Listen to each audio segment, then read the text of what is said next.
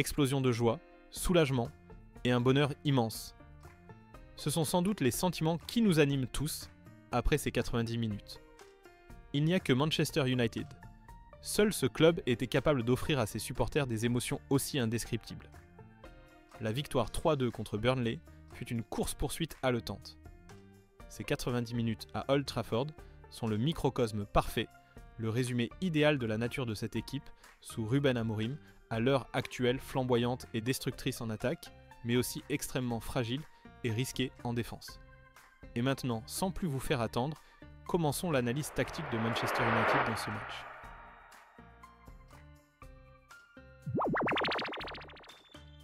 Pour comprendre le scénario haletant de ces 90 minutes, il faut d'abord analyser la physionomie globale du match.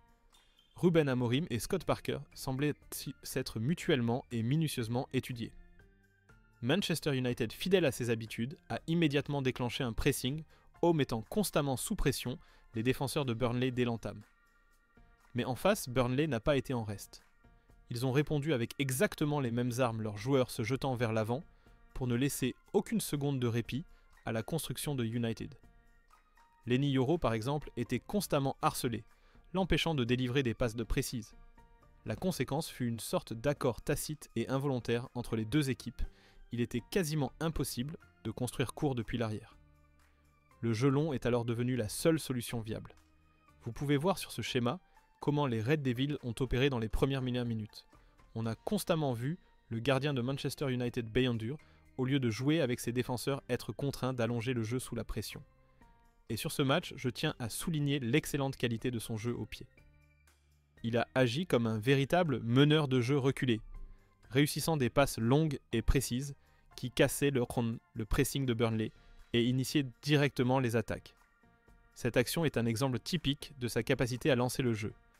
Et c'est là que le regret est immense. Si seulement Beynder était plus constant sur sa ligne et plus autoritaire dans ses sorties, Manchester United n'aurait peut-être pas besoin de chercher un nouveau gardien. De la même manière, de l'autre côté du terrain, le gardien de Burnley a dû lui aussi allonger constamment, mais avec une précision bien moindre que son homologue. Cela a transformé le milieu de terrain en un véritable champ de bataille. Ce n'était plus un lieu d'expression technique, mais une guerre de tous les instants pour les duels, les déviations de la tête et surtout pour ces fameux seconds ballons si chaotiques. La structure tactique est devenue presque impossible à mettre en place. Burnley s'est montré très difficile à manœuvrer avec son bloc médian compact.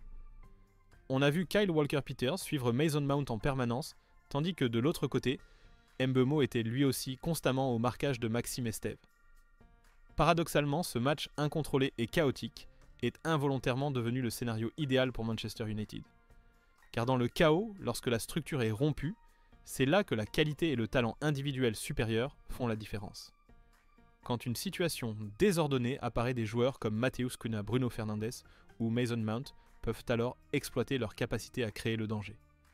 Avec leur capacité hors norme à protéger le ballon sous pression et leur aisance technique dans les petits espaces, ils peuvent transformer une situation anodine en une offensive létale sur un simple contrôle orienté ou une passe en une touche. Dans un contexte de duel, ils évoluent tout simplement à un autre niveau. Voici un exemple illustratif. Le ballon arrive dans les pieds de Bruno Fernandes.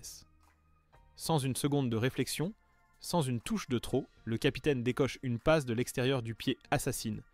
Une action qui transpire la vision du jeu et la classe mondiale. Cette passe met Bryan Mbeumo dans une position absolument idéale. Quelques minutes plus tard, c'est au tour de Mason Mount. Après avoir récupéré le ballon au duel, il adresse une longue ouverture, avec pour cible encore une fois Mbeumo. On observe un schéma récurrent dans ces deux actions. De toute évidence, les passeurs savent précisément où se trouve le numéro 19 de Manchester United et quel type de passe lui adresser. Et le plus important, cette performance est une réponse cinglante après le désastre de Grimsby. Cela s'est vu dans l'intensité de travail infatigable dans les phases de pressing marquées par des courses incroyables. Mason Mount en est l'exemple parfait. Quelques instants après sa passe pour Mbeumo, il récupère lui-même le ballon en pressant Kyle Walker-Peters, se créant sa propre occasion. Il faut reconnaître que le numéro 7 de Manchester United a été le véritable fer de lance du pressing haut sur ce match. Après la récupération du ballon, la transition vers l'attaque est d'une rapidité fulgurante. Leurs passes de contre-attaque témoignent toujours d'un grand calme et d'une vision du jeu aiguisée. Au milieu de ce chaos organisé, une chose est indéniable. La machine offensive de Ruben Amorim est montée en température et a tourné à plein régime. Les 26 tirs déclenchés avec un Expected Goals XG de 3.5 ne sont pas le fruit du hasard ou d'une inspiration passagère. C'est la preuve irréfutable d'un système offensif qui commence à trouver ses automatismes, une machine organisée, polyvalente et programmée pour créer des occasions. La menace venait de partout. Des percées et des frappes audacieuses de Matheus Cunha dans l'axe aux conclusions décisives de Bryan Mbeumo depuis l'aile droite. Et surtout dans ce match, les coups de pied arrêtés sont devenus une véritable arme, mettant constamment la défense de Burnley en état d'alerte. De toute évidence, United n'a pas seulement beaucoup tiré. Ils ont aussi créé des occasions de très grande qualité sur des combinaisons travaillées à l'entraînement. Revoyons les situations dangereuses sur coups de pied d'arrêté qui mènent à l'ouverture du score.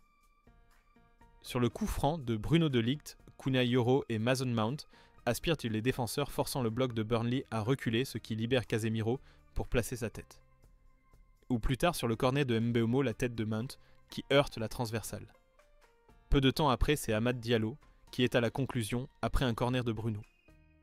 C'est clair, ils ont énormément travaillé ces phases de jeu, fixé les défenseurs pour libérer un joueur en seconde ligne. Et le but du 2-1 de Bryan Mbeumo est un cas d'école, le résumé parfait de tout ce que cette attaque peut accomplir. Ce n'est pas un éclair de génie individuel, mais la combinaison parfaite de 3 éléments, une intention systémique, une coordination parfaite entre les joueurs et l'instinct passe de tueur du finisseur. Regardons à nouveau toute la séquence.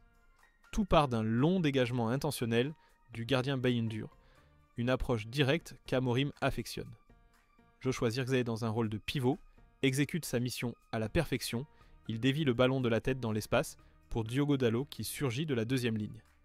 Et Dalot, une fois en possession du ballon, n'hésite pas et sert sur un plateau Mbeumo qui n'a plus qu'à pousser le ballon au fond des filets. Toute l'action était rapide, propre et d'une précision chirurgicale. C'est exactement le football qu'Amorim veut voir, simple, direct et efficace. En plus du jeu long et des coups de pied arrêtés, l'arme systémique ultime de United dans ce match fut encore une fois la formule de surcharge sur les ailes, wing overloads. Le fait d'avoir jusqu'à 5 joueurs, les 2 pistons, les 2 milieux offensifs et l'avant-centre, constamment présents dans le dernier tiers, a été un véritable cauchemar pour la défense à 4 de Burnley. On a vu en permanence des triangles se former surtout sur le côté droit. Quand Bruno Fernandes montait, qu'Amad Diallo rentrait à l'intérieur et que Bryan Mbeumo s'écartait, il combinait avec une facilité déconcertante.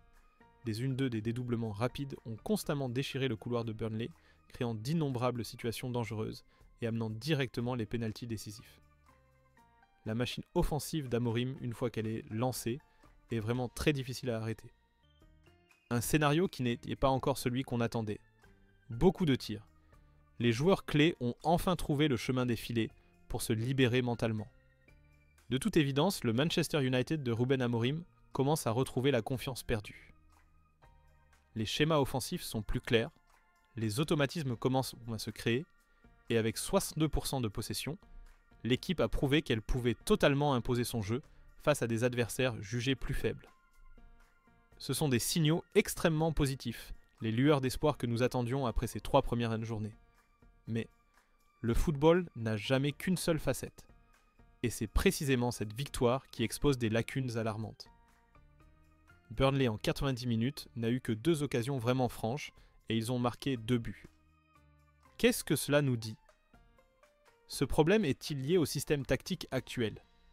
Si l'on ajoute à cela les blessures dont on ne connaît pas encore la gravité de Cunha et Mason Mount, 2 des meilleurs joueurs sur le terrain, la joie de la victoire n'est soudainement plus totale. C'est pourquoi dans notre prochaine vidéo, nous allons retourner la pièce. Nous allons disséquer les moments où la défense de United s'est effondrée pour trouver le talon d'Achille. Ces failles systémiques qui pourraient m'en coûter non seulement des points précieux, mais peut-être même toute une saison d'espoir. Si vous êtes un supporter de Manchester United, n'oubliez pas de liker cette vidéo pour soutenir la chaîne et d'activer les notifications pour ne pas manquer notre prochaine analyse. Merci et à bientôt.